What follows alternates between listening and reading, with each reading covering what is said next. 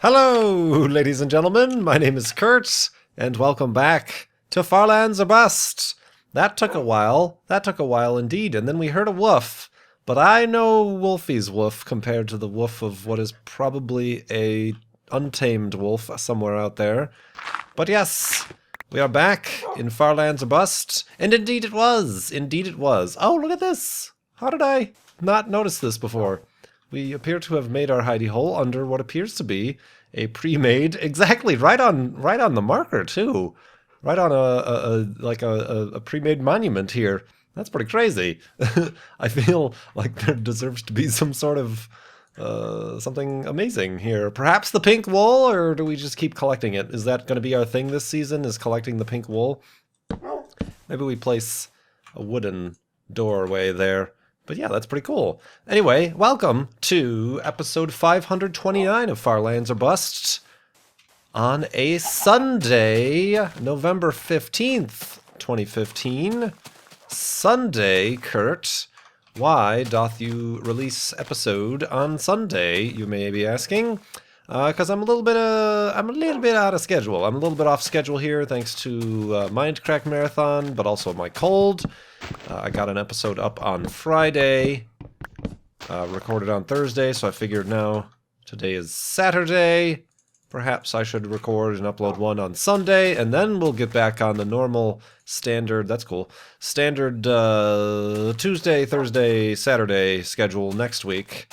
So that is why I am attempting to record this today. The cold, how about a cold update? The cold, not going away. Actually, it was a little bit worse last night. I seem to be fine-ish during the day, but in the evenings, trying to sleep, it's probably laying down and then things shift in my lungs or whatever. Just can't stop coughing, and that keeps me awake, and I can't sleep. So that makes me not feel good. Like Friday, Friday I felt a little bit better, and I actually made it through the day without taking any Dayquil. But then, over last night and today, I do not feel as good.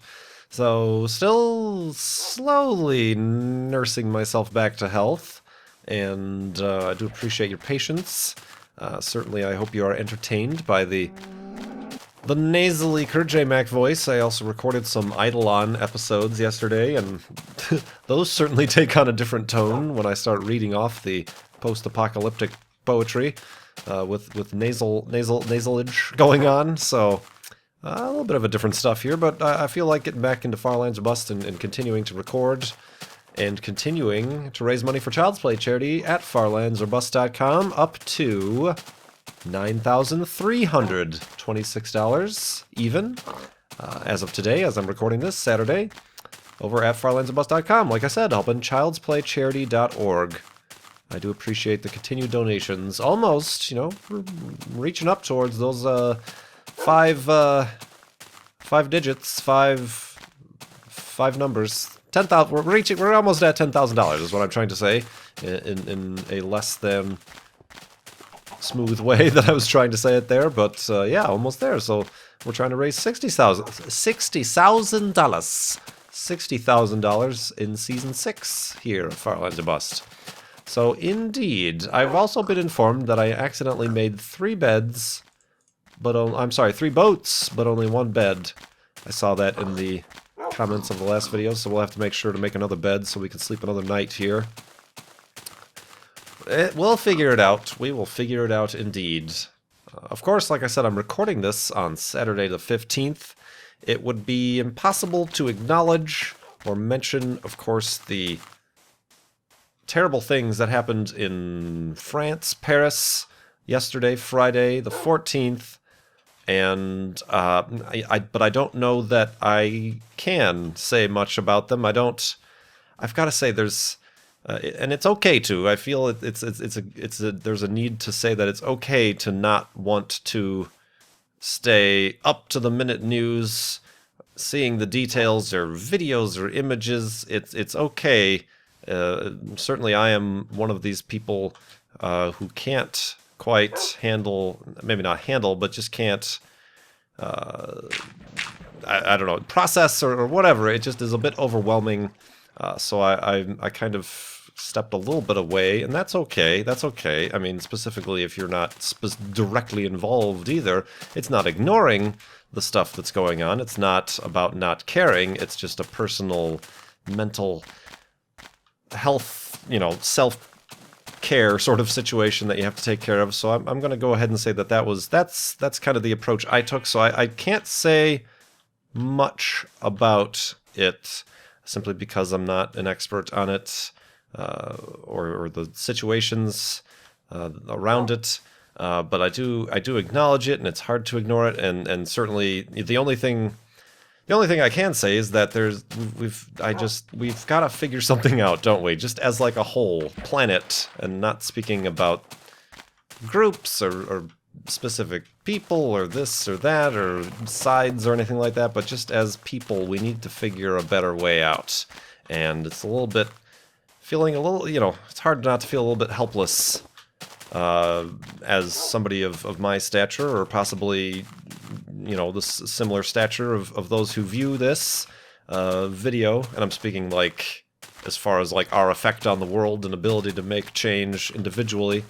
I mean, I suppose these are coming up election years. We can just hope to, as those of us living in democracies, to vote into places of power, of people who could perhaps change things. You know, obviously whatever we're doing now isn't working. Perhaps we should start to look towards those people who have new ideas, perhaps better ideas, different ideas, ideas more based around long-term progress and safety and just like humanity as a planet and whatever. You can get all poetic about it, but you know, obviously next year in the USA we have an election coming up.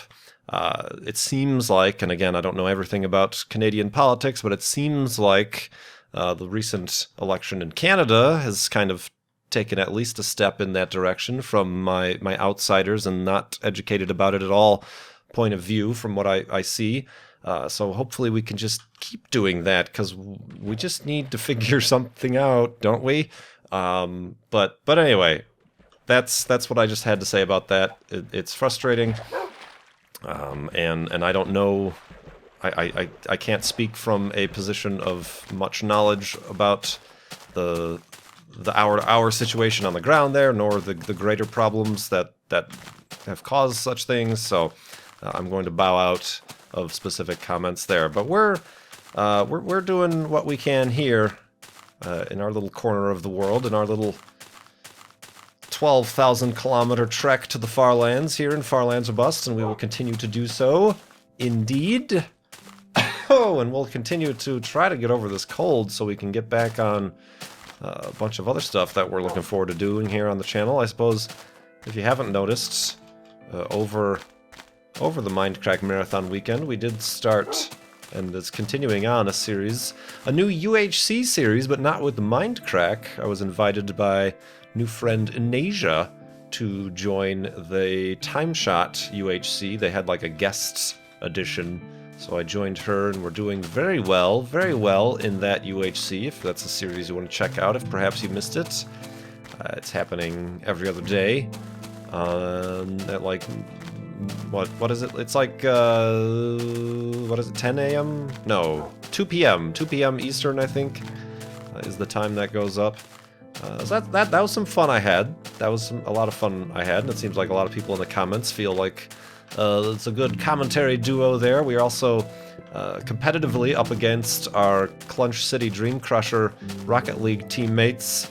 Fultron and Lofty are on another team, so you'll have to stay tuned to see if there's a team Dream Crushy battle to happen there. But slowly, like I said, I recorded some Eidolon. I did record Formula 1 with Cone Dodger. I was a little bit not talking too much, and Cone Dodger, you will notice, did a very good job of picking up the ball with the commentary, the lack of commentary that I was suffering with. But that's some good videos coming up next week with Formula 1. And then I want to get back into Forza. We were having some fun doing just some of the random races in Forza, and I also got another Xbox One game while I was away. but I wanted to wait until I was in better health and better mood to start playing it. You can probably guess what it is. But that one, I hope to start as soon as I'm like, yes, this cold is on its way out. My voice is sort of back to normal, so let's take care of that. And more stuff, and more success, and more raising money for Child's Play charity through Far Lands of Bust. Obviously the primary concern here, which is why it's the one series that has regularly started to come back. And we'll continue to continue it. We'll continue to continue in the continue.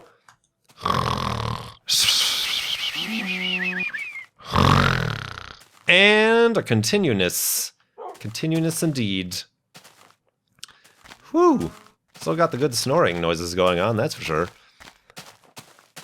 Speaking of new co-ops and collabs, we had a question from a very generous donor in the past and currently and continuing to be to Far Lands of Bust, Child's Play charity. Xavier Penguin asks, how have you gone on trying to find people that you think would mesh well with you on collabs, and how have you interacted with people to become friends with them on YouTube? Well, obviously, Mindcrack was a big help early on because I started making YouTube videos in March of 2011, and then I was invited to Mindcrack at the beginning of 2012, just after the first FLoBathon. I invited both Good and BOO to join the FLoBathon, as well as Co-Star. And so yeah, I mean, that sort of really helped. I'm trying to remember, the first literal collaboration I did was with Two Girls, One Minecraft, Nia and Misconduct, and I can't remember what I did. I think I probably just started watching their videos and liked them and referred people, and then through the referrals they heard about me and they were like, oh, you want to do a collab? Certainly. And then the collab relationship blossomed. So there's that. I mean, early on that was kind of the way, and then just being invited to Mindcrack and then meeting people through Mindcrack certainly helped. I mean, even before that, you know, it's just, I guess, how do you find? Well, you just watch other people's content, and if it is content that A, you both like, and B, you find to be similar in style and quality and personality to your own, then that, this might be a good fit. Let's try this out, you know? And then you just get in contact with them. So yeah, I mean, that's the way that went for... essentially, how did that work? Like, just speaking of doing the Rocket League stuff with Anasia, I mean, I didn't know about Lofty or Fultron until, you know, they were already playing Rocket League together, and then Anasia, yeah, she made some art for the FLoBathon this year. I mean, I think we first met at PAX South this year. I mean, conventions help, kinda. They're not as helpful as you may imagine they might be. You meet a lot of people at conventions and stuff, but, you know, you might forget about them, or they might forget about you, or, you know, whatever happens, it doesn't translate into collaborations or friendships or anything. They're just kind of acquaintances. Just like that. I mean, I suppose if I had left it at that, you know, in Asia and that group, we would have never played video games or anything like that. But yeah, it's really getting to know their content, I suppose, first. Similarly with Cone Dodger, he's been a fan of Far Lands of Bust in my channel for such a long time, and, you know, I'm constantly, over the past 4 years, I've seen his username and comments, and then he started to do the donation thing. He attributed his iRacing career with donating to Child's Play charity, depending on his results in his iRacing races, and that became a frequent inclusion. And then I saw that he actually was making, I'm like, oh, he actually makes some really good videos. He has good commentary, voice, and what's the word I'm looking for? Just personality and delivery. Then he started, you know, doing stuff with Dr. Brian Lorgon 111, who was already a frequent collaborator of my channel. You know, it's just kind of all these weird connections that sort of just happen, and it's difficult. There's no one formula. I mean, if there is a formula, then that means you might kind of be like playing a game in order to get friends or do collabs. You know what I mean? Like if it's too deliberate, then it's not. I don't feel like it's genuine. So did I make any sense there? But yeah, how do you? That's kind of how I go, and you know, you never know if you're gonna mesh well or not. I can't really think of situations I've been in where it hasn't meshed. I think I worked well on the Speedrunners crew. I mean, I suppose the way it doesn't mesh, if it's forced or if it's like randomized or not intentional or not carefully chosen, I suppose, is where it wouldn't mesh. There hasn't been many cases like that, I don't feel. But yeah, does that make sense? I mean, similarly, it was kind of interesting to hear. It kind of took me off guard, honestly. I'm not sure, those of you who know In the Littlewood, he was actually made a guest appearance at because he's friends with Aurelian, at our Mindcrack marathon over the weekend, and I didn't get to talk to him much, because he was in and out, kind of just in his guest appearance mode, and I didn't know him too much, so I didn't. You know me, I'm not just gonna approach somebody and start talking to them. But you know, saying goodbye to everybody, he kind of just mentioned, "Oh, I've watched your stuff for a long time," and I'm like, "Oh, really? Oh, that's cool. Thanks, I appreciate it." And I've known about Into Littlewood for quite a while as well, and he's become quite successful in his channel and stuff like that. So it's little strange things like that. I don't know. I'd have to go back. I haven't watched a lot of his stuff, recent stuff, recently. I watched when he was first starting out, before he did the Yogscast thing. But I'd have to see. You know, I don't know what is his style? Does it match up? Is that something where like a collab or a co-op or something could come out of that? I don't know. But we'll have to see. Those are just kind of, that's kind of the weird random, you know, unplanned, you can't script that sort of stuff encounter. But hearing that he said he watched my stuff for quite a while is kind of a, well, I honestly had no idea, but thanks. So that's kind of how that works. It's got to be natural, man. It's got to be, just let the river flow where it's gonna go, man. Got to be cool, man. Be cool. Totally awesome. So, how have you interacted with people to become friends with them on YouTube? The same way I suppose you do it in real life, I guess. I'm not sure. That was kind of the second part of that question. I think just the act of working together, Wolfie, there you are. Doing similar things, having similar experience certainly helps forge those as friendships. And, you know, just it's a wide variety of what your definition of a friendship is, I suppose. But the majority of these people I haven't even seen in real life ever, or much at all. So there's some wide swaths of I suppose, wow, my brain just stopped right there. Just like, nope, you're done. Done with this topic. Next one. That's what happens when it's full of boogers. Oh, graphics. Yeah, I don't know. I think I'm doing all right. People seem to enjoy. They're like, yeah, this is a good amount of. That was one of the questions I asked in the Patreon survey.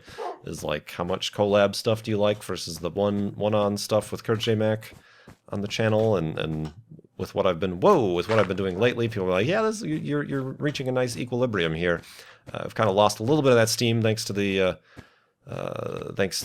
cold, the sickness that we're dealing with here, but hopefully we get back on and start rolling there, so that I'm looking forward to that, indeed.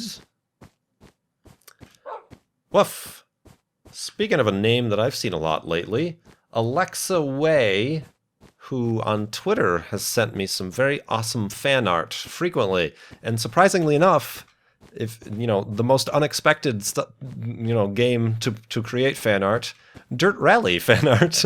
There's been a few really cool cartoons from Dirt Rally, like when I shot the cone off into space, and really funny stuff driving the Mini, and like the artwork with the Mini they had with the there was a piece of the ribbon stuck to the car, and hitting the wooden fence that was breaking. That's all the little tidbits, the cracked windshield was all stuff that's like, yes, this is like exactly summarizes all of the little memes that have come out of Dirt Rally.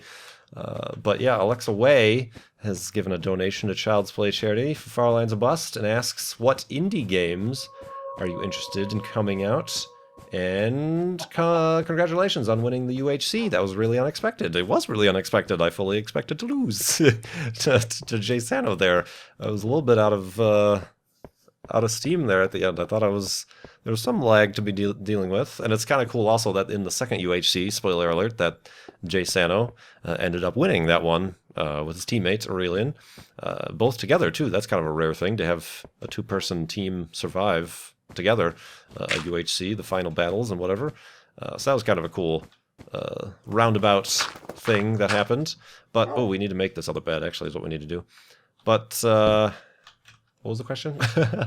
Indie games interested in coming out. I'm very interested in indie games. There is that has been making the rounds, that one space astronaut game. I forgot what it's called, Astronauteer or something like that. That just seems very interesting aesthetically. That people have really, there's just basically been a trailer, and there's still a lot of work to be done on it, but it just seems really interesting.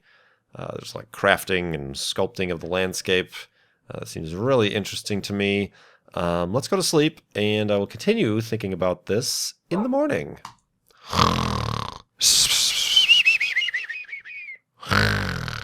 And awakeness.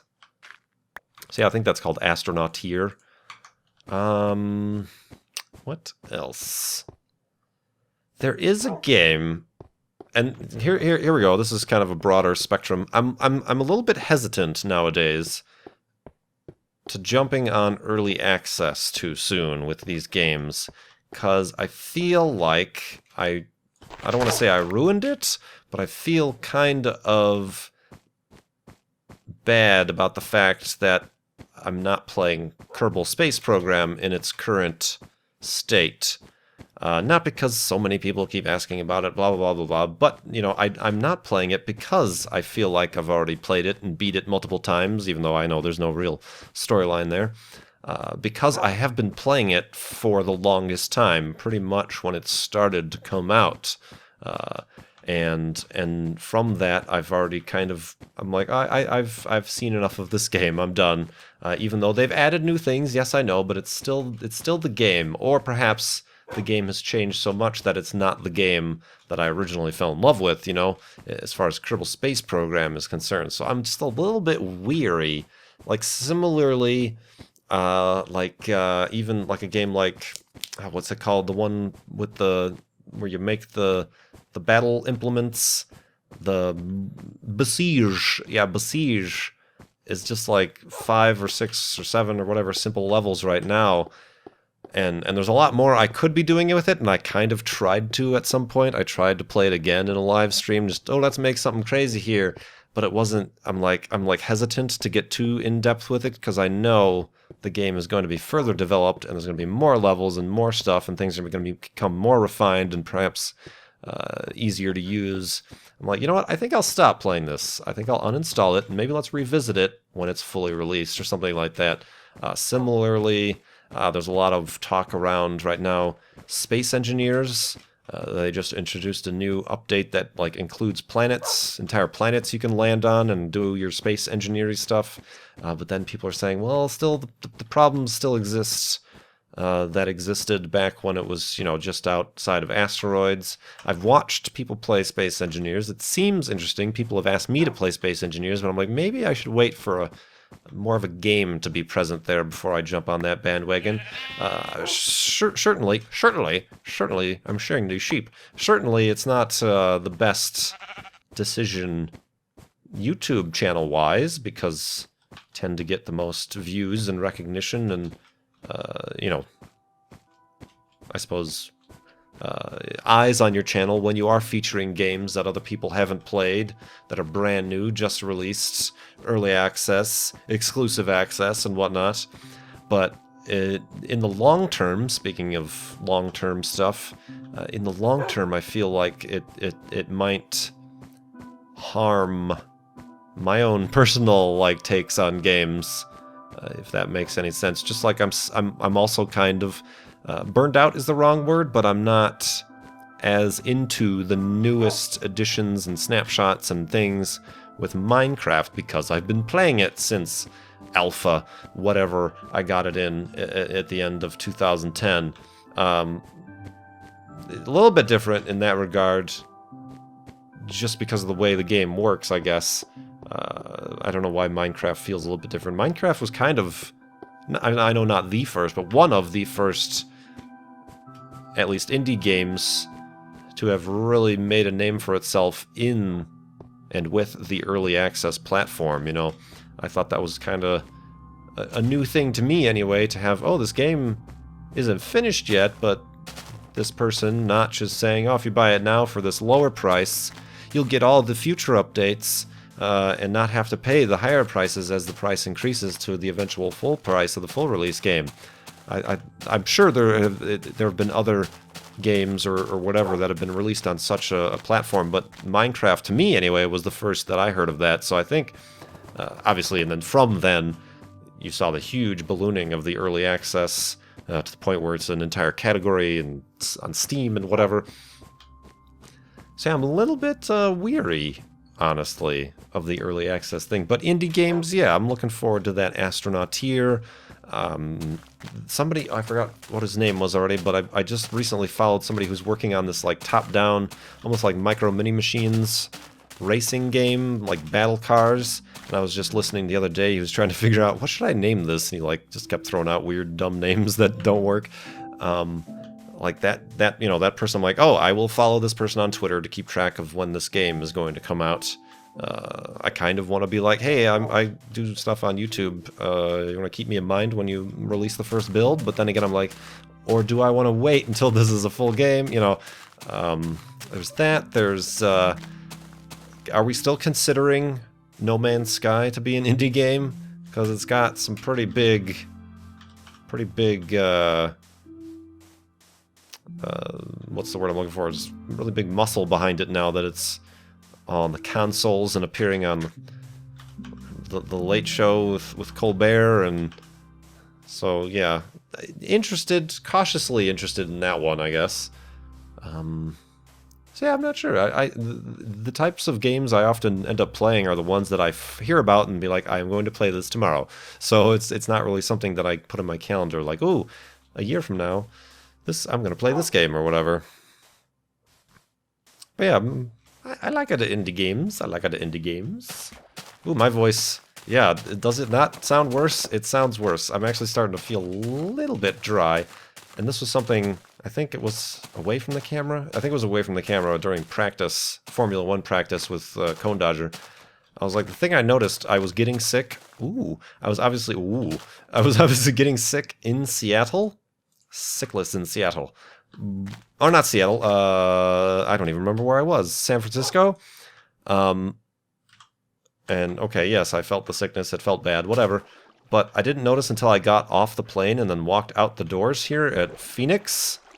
Suddenly and instantaneously, just all the moisture was just pulled, was pulled out of my cavities, and it instantaneously became so much worse without any moisture. So I think that might be exacerbating both my coughing in the nighttime, but also just, you know, I haven't ever really, except for that once, been sick in the desert, the dry desert. So not having any moisture in the air makes suffering through a cold a little bit more of a process, I feel.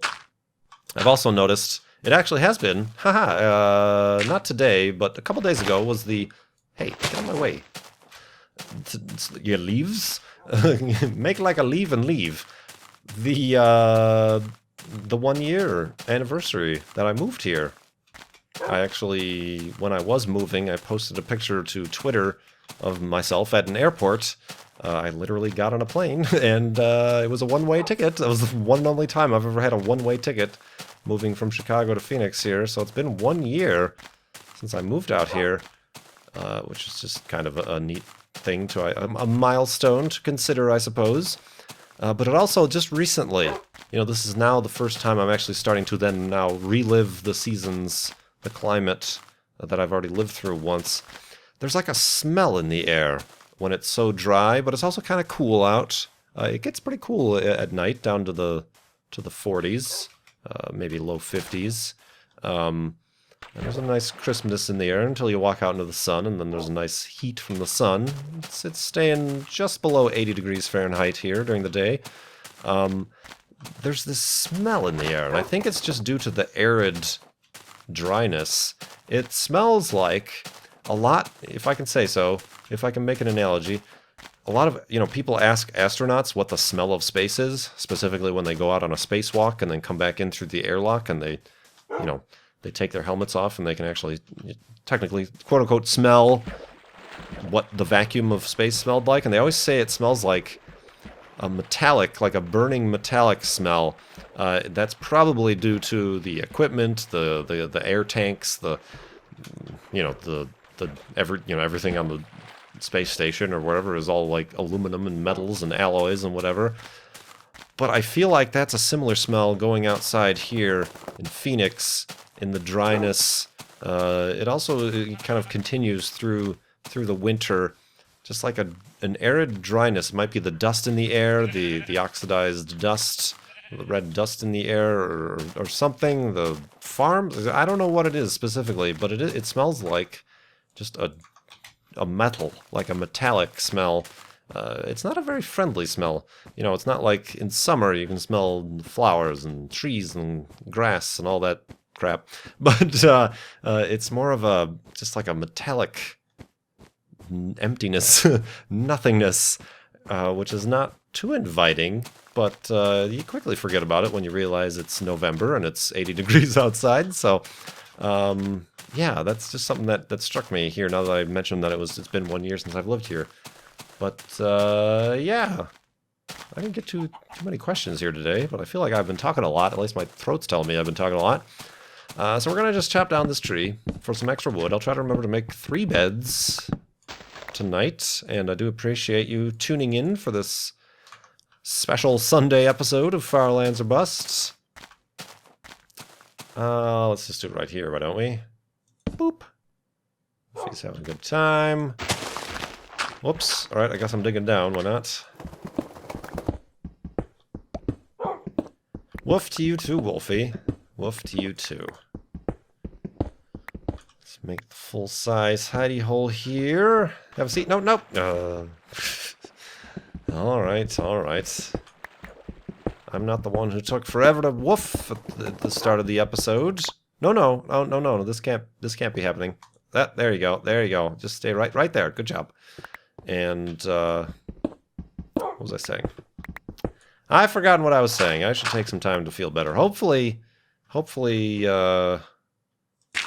we can be gone with a nasal JMac by the time the next episode on Tuesday comes out, and I will also be attempting, we'll see also, about Twitch Tuesday, next Tuesday, twitch.tv/KurtJMac, if you want to tune into that. Looking forward to getting back to that, as well as further episodes here on the channel. Once again, I do appreciate your patience. I do appreciate your continued donations to Child's Play Charity at farlandsbus.com. And I simply appreciate you. That's right, I take off my iron helmet to appreciate you. Everybody, please have a good weekend. Well, theoretically, the weekend's almost over here if you're watching this on Sunday, but I hope you had a good weekend, and I hope the start of your week is good. My name is Kurt. Thanks so much for watching. I will see you next time.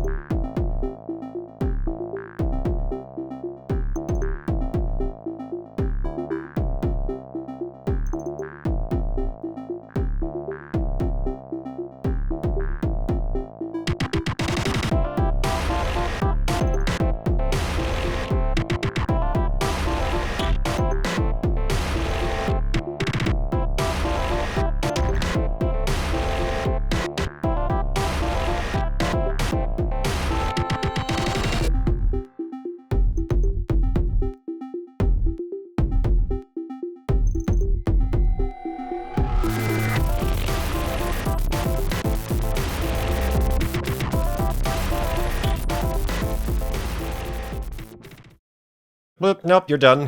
Done with this topic. Next one.